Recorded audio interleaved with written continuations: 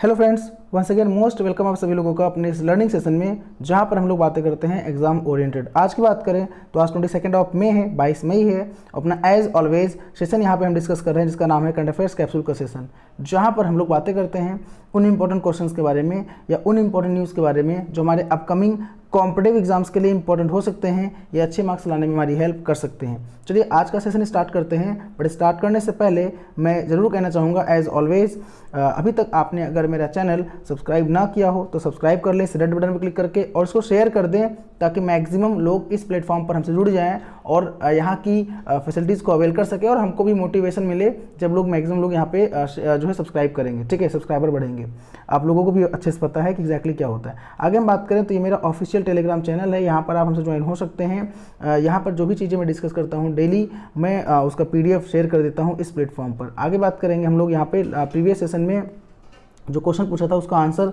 कुछ लोगों ने दिया है, पार्टिसिपेट किया, बड़ा अच्छा है।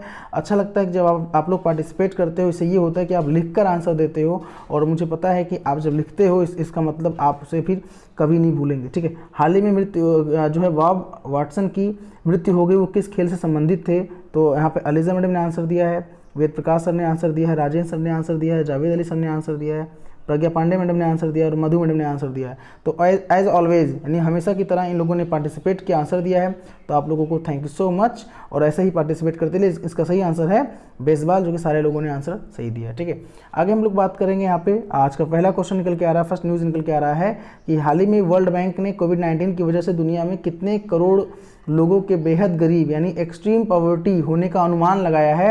वर्ल्ड बैंक ने ऐसा अनुमान लगाया, इसका आंसर हो जाएगा 6 करोड़, नहीं 6 करोड़। अगर हम बात करें यहाँ पे तो वर्ल्ड बैंक ने कहा है कि कोरोना की वजह से दुनिया भर में गरीबी आएगी, इसको आप पेन डाउन कर लीजिएगा। ठीक है, कुछ इसके फैक्ट पर अगर हम लोग बात करें, नज़र डालें एक बार, वर्ल्ड बैंक के प्रेसिडेंट जो है डेविड मालपास, इसको नोट कर लीजिएगा। जो वर्ल्ड बैंक के प्रेसिडेंट उनका नाम क्या है? डेविड, मैंने कई बार हालांकि जिक्र किया है इसके बारे में। डेविड मालपास ये कौन है? वर्ल्ड बैंक के प्रेसिडेंट हैं।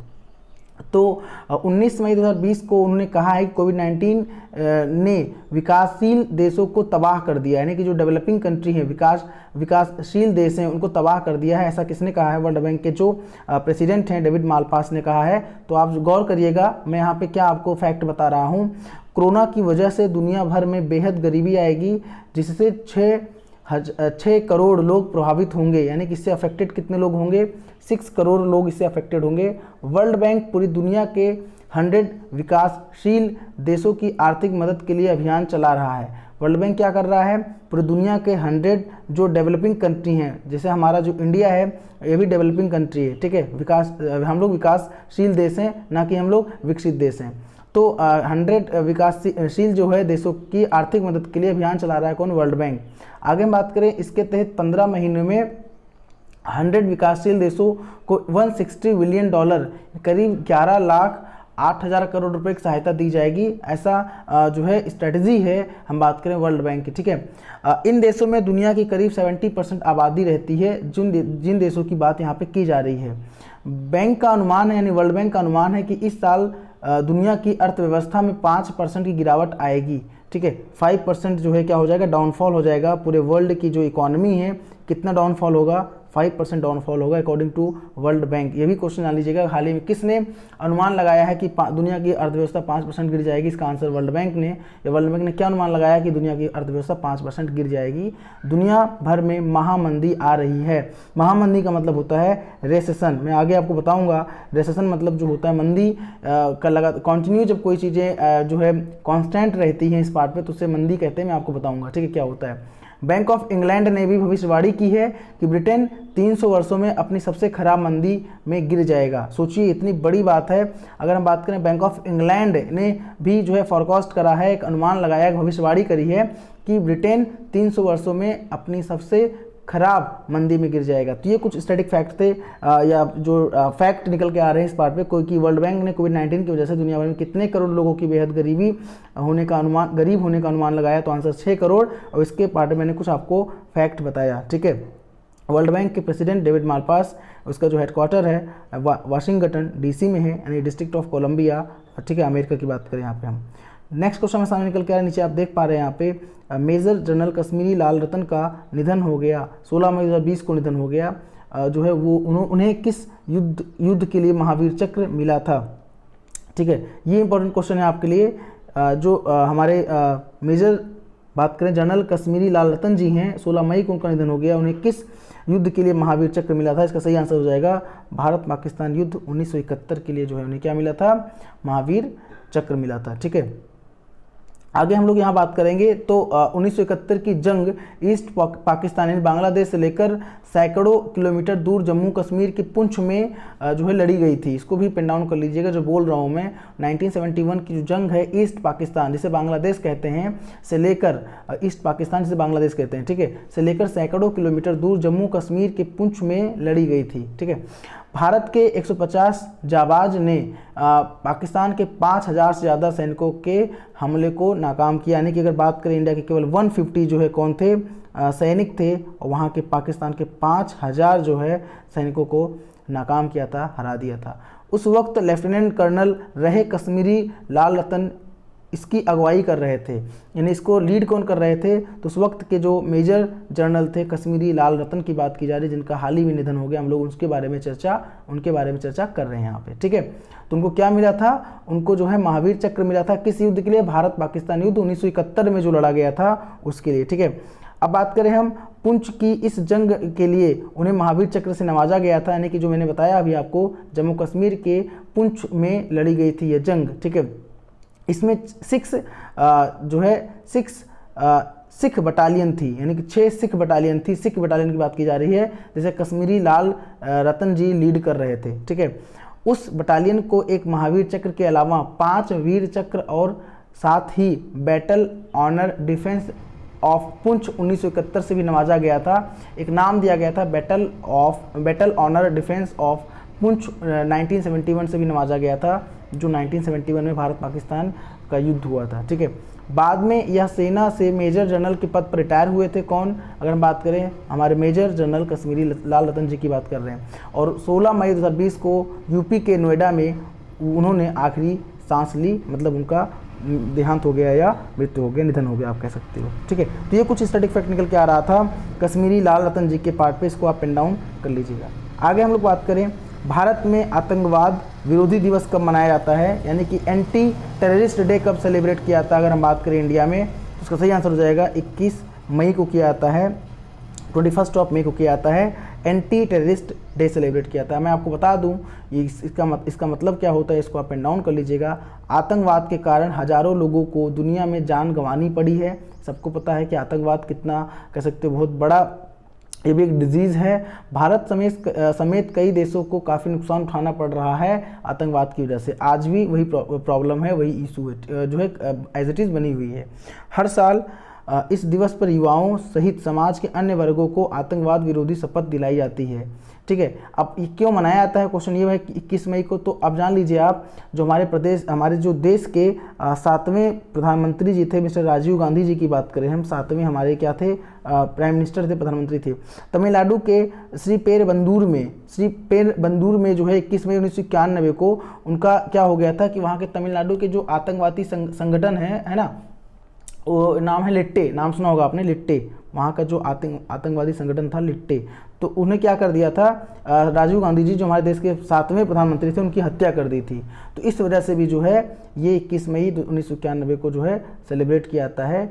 ये जो है भारत आतंकवाद विरोधी दिवस की बात करें हम लोग। ठीक है, ये आतंकवादों के अगेंस्ट जो है अपना गुस्सा प्रकट करने के लिए भी ऐसा किया जाता है। उनकी हत्या के बाद ही 21 मई को आतंकवाद विरोधी दिवस के तौर पर मनाने का फैसला लिया गया था, बात की जा रही है यहाँ पे। ठीक है, तो ये कुछ क्वेश्चंस यहाँ से निकल के आते हैं। 21 मई को क्यों सेलिब्रेट किया जाता है? मैंने बताया 7वें हमारे प्रधानमंत्री थे राजीव गांधी जी, वहाँ पाकिस्तान जो तमिलनाडु है वहाँ के लिट्टे संगठन, आतंकवादी संगठन एक लिट्टे था, तो उसने जो है एक हत्या कर दिया। आपने देखा होगा, मूवी देखा होगा, जॉन इब्राहिम का जो एक मूवी आई थी मद्रास कैफे, उसमें दिखाया गया है। ठीक है, आप इसको देख लीजिएगा एक बार।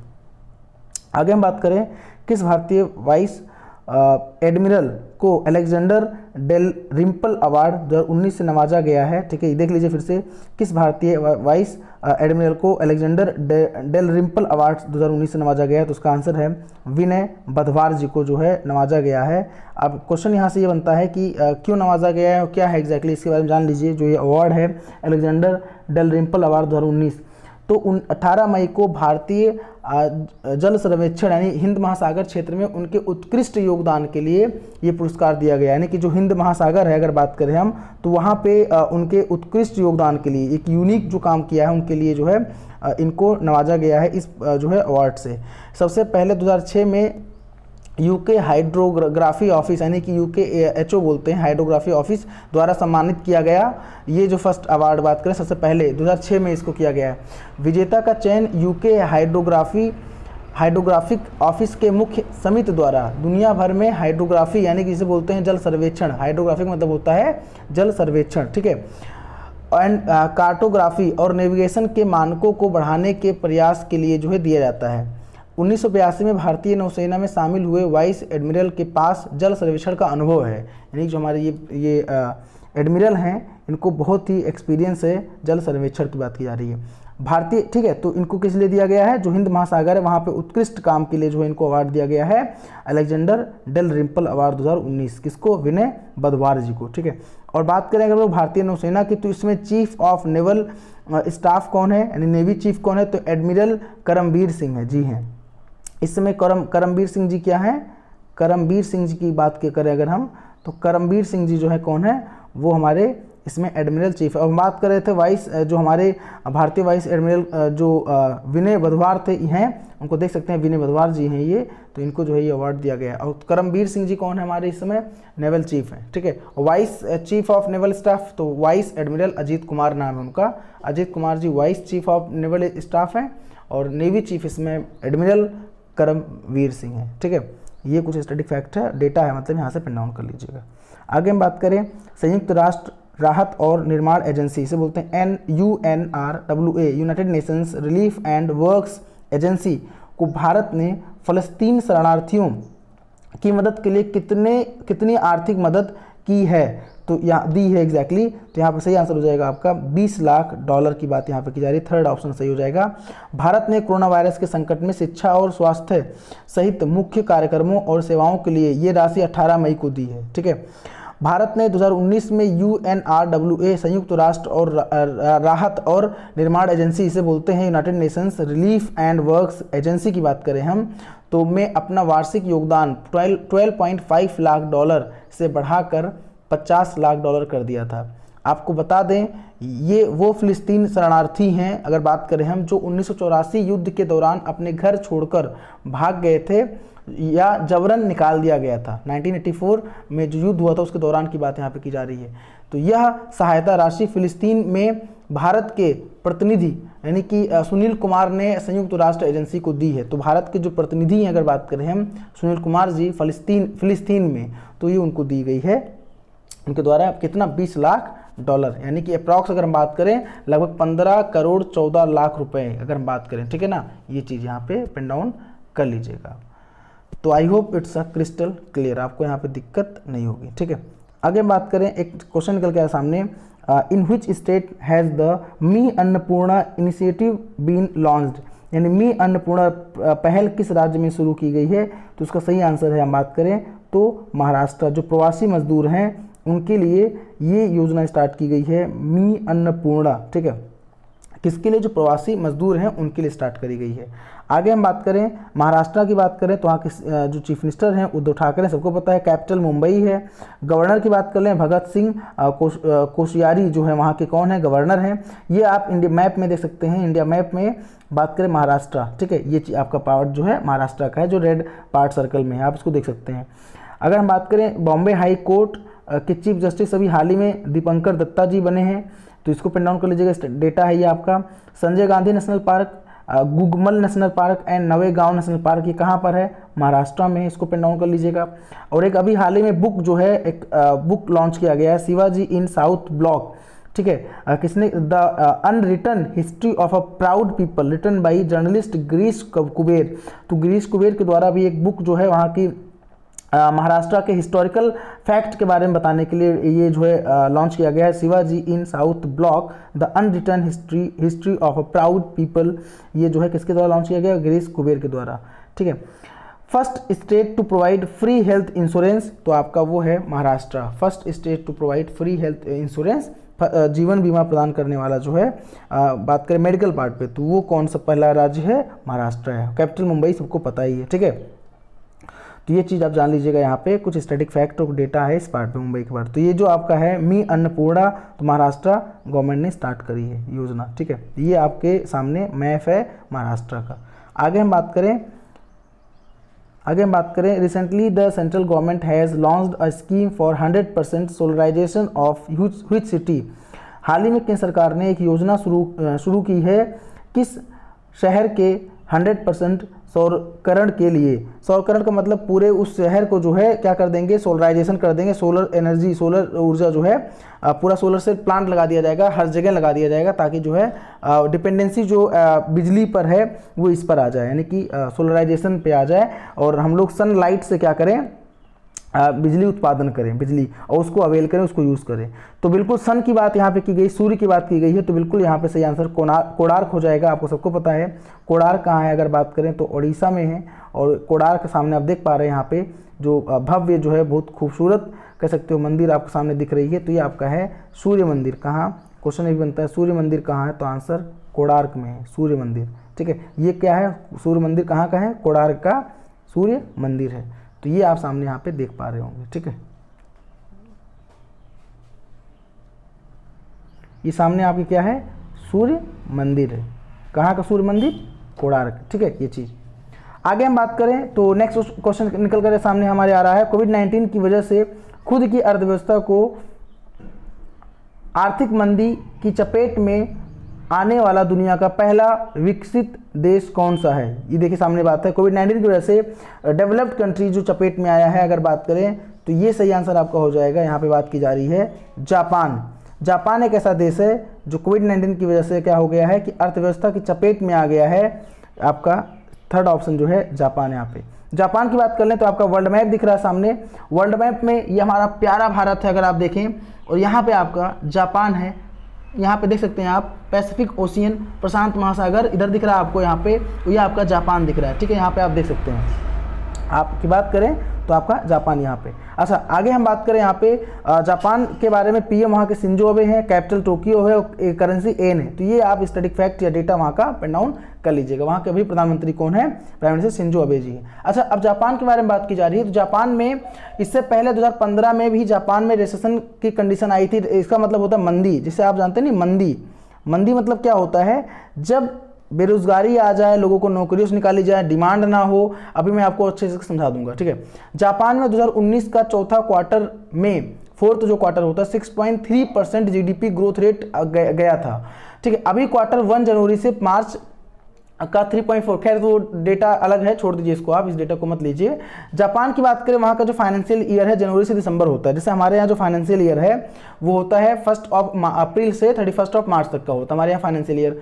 उसे जो जापान है वहाँ का जो फाइनेंशियल ईयर होता है वो होता है जनवरी से लेकर दिसंबर तक। कहाँ? जनवरी से लेकर दिसंबर तक। ठीक है, अब मैं आपको बता दूँ तो यहाँ देखा जा रहा है कि कोरोना आने से पहले भी जीडीपी नीचे चली गई थी, बट कोरोना की वजह से वहाँ की क्राइसिस बहुत बड़ी कंडीशन, बहुत बुरी कंडीशन हो गई है। अब मैं आपको बता दूं रेसेशन का मतलब क्या होता है। जब इकोनॉमी नेगेटिव ग्रोथ लंबे समय तक जाती है, जब इकोनॉमी की नेगेटिव ग्रोथ लंबे समय तक जाती है तो उसे रेसेशन कहते हैं। या आप यूँ समझें, किसी भी देश की जो इकोनॉमिक ग्रोथ लगातार 2 क्वार्टर का मतलब फर्स्ट क्वार्टर एक क्वार्टर होता है 3 महीने का, फिर अगला क्वार्टर 3 महीने, 6 महीने की बात यहाँ पे की जा रही है, लगातार 2 क्वार्टर में नेगेटिव चली जाए। अगर किसी भी देश की अर्थव्यवस्था इकोनॉमिक कंडीशन ग्रोथ जो है लगातार 2 क्वार्टर नेगेटिव चली जाए तो उसे मंदी कहते हैं, रेसेशन कहते हैं। ठीक है, ये जान लीजिएगा आप। जापान की समस्या क्या है? जापान ने अपने देश में सेल्स टैक्स को बढ़ा दिया था। 8% से 10% कर दिया था, 10% कर दिया था अगर बात करें हम, तो लोगों की परचेजिंग पावर कम हो गई। तो ये सीधी सी बात है, अगर आप टैक्स बढ़ा दोगे तो लोगों के पास पैसा कम बचेगा। यानी कि टैक्स में क्या होता है कि गवर्नमेंट को जो टैक्स होता है ना, कर, वो ज़्यादा से ज़्यादा पैसा गवर्नमेंट को पे करना पड़ता है। तो अब उसके पास पैसा कम बच रहा है, जब पैसा कम बच रहा है तो कम पैसे में अपनी वो ज़रूरतें पूरी करेगा, रिक्वायरमेंट पूरी करेगा, तो वो डिमांड कम करेगा, उसकी परचेजिंग पावर कम हो जाएगी। डिमांड कम करेगा तो लोगों, जो कंपनियां हैं वो प्रोडक्शन जो कर रही हैं तो वो वेस्ट हो जाएगा। तो मतलब डिमांड नहीं होगा तो प्रोडक्शन क्यों करेंगे, उत्पादन क्यों करेंगे, उत्पादन नहीं करेंगे तो फिर क्या होगा, वो जो उत्पादन नहीं होगा जब किसी प्रोडक्ट का, तो कंपनियां अपने एम्प्लॉय को बाहर करेंगे, बेरोजगारी आएगी, बाहर निकालेगी वो। तो ये सारे कंडीशन यहाँ पे आती है, ठीक है।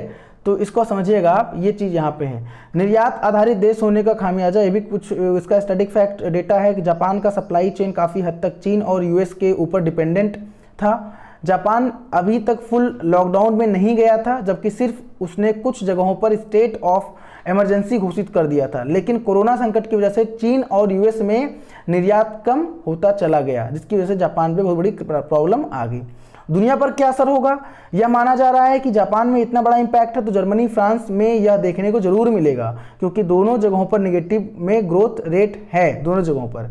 कोरोना संकट पर कितना खर्च, यानी जापान ने अपने जीडीपी का 20% पैकेज निकाला है, जैसे इंडिया ने अपने जीडीपी का 10% पैकेज निकाला है, अप्रॉक्स बात करें हम, तो जापान दुनिया में सबसे ज़्यादा इसी ने निकाला है $1 ट्रिलियन का, यानी कि जो पैकेज निकाला है अगर बात करें हम, तो अपनी जीडीपी का 20% पैकेज जापान ने निकाला है। तो ये कुछ फैक्ट इस पार्ट पे हैं, इसको पेन डाउन कर लीजिएगा। आगे बात करें, इन विच स्टेट दीदी व्हीकल सर्विस हैज़ स्टार्टेड, किस राज्य में दीदी वाहन सेवा शुरू हुई है, तो इसका सही आंसर है मध्य प्रदेश।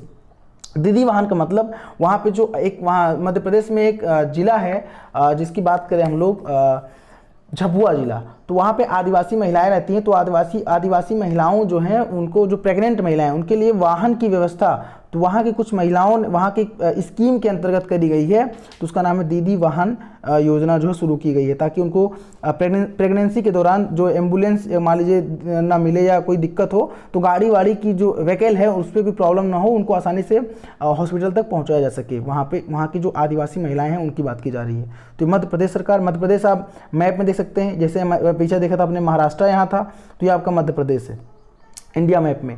सीएम हमारे शिवराज सिंह चौहान, जो कैपिटल है मध्य प्रदेश का भोपाल, सबको पता है। गवर्नर लालजी टंडन जी हैं। जीवन अमृत योजना स्टार्ट करी गई है मध्य प्रदेश गवर्नमेंट के द्वारा टू इंक्रीज इम्यूनिटी, जहां मैंने बताया था कि 50-50 ग्राम क्या डिस्ट्रीब्यूट किया जाएगा, त्रिकूट चूर्ण डिस्ट्रीब्यूट किया जाएगा या किया जा रहा है, जिससे क्या होगा, ये लोगों का जो इम्यूनिटी है, जो रोग प्रतिरोधक क्षमता है वो मजबूत होगी, ठीक है। जीवन शक्ति योजना स्टार्ट करी गई, वहाँ की महिलाओं को 11 रुपये पर जो है मास्क दिया जाएगा, पर प्राइस 11 रुपये मास्क बनाने की बात करी गई जीवन शक्ति योजना के अंतर्गत। टॉप पेरेंट एजुकेशन स्टूडेंट्स के लिए स्टार्ट करी गई मध्य प्रदेश सरकार के द्वारा। संकल्प योजना उमरिया डिस्ट्रिक्ट में स्टार्ट करी गई, to provide assistant to the elderly, यानी कि जो बूढ़ बुजुर्ग व्यक्ति हैं, जो बड़े व्यक्ति हैं, उनको जो है क्या किया जाएगा, संकल्प योजना के अंतर्गत उनको सहायता प्रदान की जाएगी ताकि उनको कोई दिक्कत ना हो। तो ये मध्य प्रदेश की बात की जा रही है। मध्य प्रदेश मैंने कई बार जिक्र किया है कि पूरे भारत में सबसे बड़ा राज्य है, मतलब बात करें किस पार्ट पे, जिसमें सबसे ज़्यादा क्या है, नेशनल पार्क है। इस पार्ट में बात करें तो 11वां नेशनल पार्क है, सबसे ज़्यादा नेशनल पार्क भारत में इसी राज्य में है। पहला राज्य है आपका एमपी, ठीक है। और बात करें एमपी के बारे में तो जो है हम बात करें अगर नेशनल पार्क के बारे में, राष्ट्रीय उद्यान के बारे में, तो सतपुड़ा नेशनल पार्क है, या आप पेन डाउन कर लीजिएगा। माधव नेशनल पार्क है, ठीक है, पेन डाउन कर लीजिएगा। और अगर हम बात करें तो कान्हा नेशनल पार्क है, इसको पेन डाउन कर लीजिएगा। पेंच नेशनल पार्क है, इसको पेन डाउन कर लीजिएगा। तो ये कुछ इंपॉर्टेंट नेशनल पार्क है अगर बात करें हम मध्य प्रदेश के, ठीक है। माधवगढ़ नेशनल पार्क है आपका, बांधवगढ़ नेशनल पार्क कहाँ पे, मध्य प्रदेश में, ठीक है। ये है। नेक्स्ट क्वेश्चन आपके आ रहा है, who is the new chief economics of the world bank group, यानी कि विश्व बैंक समूह का नया प्रमुख अर्थशास्त्री किसे बनाया गया है। इकोनॉमिस्ट बात करें अर्थशास्त्री, तो आंसर है कारमेन रेहनार्ड। यह फर्स्ट आंसर आपका हो जाएगा, ये आपके सामने दिख रही हैं। बात करें कारमेन रेहनार्ड, इनको बनाया गया है वर्ल्ड बैंक ग्रुप का क्या, चीफ इकोनॉमिस्ट, ठीक है। आगे बात करें, क्वेश्चन हमारे सामने, व्यवसायियों और व्यापारियों की सहायता के लिए हाल ही में ऑनलाइन दुकानों की सेवा किसने शुरू की है, तो इसका सही आंसर हो जाएगा, अभी मार्क जुकरबर्ग ने जो है अनाउंसमेंट किया फेसबुक पे, तो ये आपका फेसबुक हो जाएगा सही आंसर। फेसबुक ने क्या किया है, फेसबुक ने स्टार्ट किया है वहाँ पे जो ऑनलाइन शॉपिंग की व्यवस्था या बिजनेस की व्यवस्था अपने इस जो है सोशल प्लेटफॉर्म पे फेसबुक पे, ठीक है। इसके फाउंडर मार्क जुकरबर्ग 2004 में इसको जो है फाउंड किया गया था फेसबुक को, और फेसबुक ने इसका जो हेडक्वार्टर है वो कैलिफोर्निया में है। और फेसबुक की बात करें तो उसकी जो अभी हाल ही में करेंसी इसने लॉन्च की है लिब्रा, डिजिटल करेंसी है लिब्रा, किसकी? फेसबुक की। और फेसबुक ने कोविड-19 के लिए फंड कलेक्ट करने के लिए आई फॉर इंडिया स्टार्ट किया था, एक मुहिम स्टार्ट किया था आई फॉर इंडिया, किसने? फेसबुक ने, ठीक है। ये भी पिन डाउन कर लीजिएगा। आगे बात करें, हाल ही में फ्लिपकार्ट जो है, जो जिसको फ्लिपकार्ट मैंने कल बताया इसके बारे में, अभी फ्लिपकार्ट ने कल वी मार्ट के साथ जो है कॉन्ट्रैक्ट किया था। फ्लिपकार्ट को 2007 में बेंगलुरु इसका हेड ऑफिस है, फ्लिपकार्ट का बेंगलुरु में इसको इस्टेब्लिश किया गया है।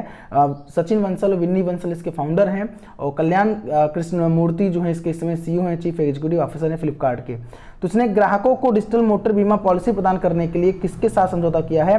इसका सही है बजाज एलियांज के साथ समझौता किया। जैसे अभी फ्लिपकार्ट ने कल समझौता किया था, हमने बताया था आपको कल के वाले सेशन में कि वी मार्ट के साथ क्या किया था? समझौता किया था, जिसमें क्या है कि वो एसेंशियल अपनी जो वस्तुएं हैं वी मार्ट की, तो वो अपने पोर्टल पे क्या करेगा? सेल करेगा उसके माध्यम से, ठीक है। तो उसे बजाज एलियांज के साथ समझौता कर लिया है, जो क्या है? ग्राहकों के डिजिटल मोटर बीमा पॉलिसी प्रदान करने के लिए। अब क्या होगा? आप फ्लिपकार्ट पे जाके बजाज एलियांज की जो मोटर पॉलिसी प्लान स्कीम है वहाँ से आप अवेल कर सकते हैं, ले सकते हैं, ठीक है। ये कुछ स्टैटिक फैक्ट थे इस पार्ट पे। आगे बात करें तो नेक्स्ट क्वेश्चन आपके लिए कल के लिए, भारतीय नौसेना में 15 मई को कौन सा युद्धपोत शामिल किया गया? तो आपको यहाँ पे आंसर देना है, आपके सामने यहाँ पे जो है 4th ऑप्शन है, ठीक है। उम्मीद करेंगे आप लोग यहाँ पे आंसर जरूर देंगे। तो आज के लिए इतना ही। आगे हम बात करें, मेरा सब्सक्राइब कर सकते हैं, जो कि मैं हमेशा कहता हूँ।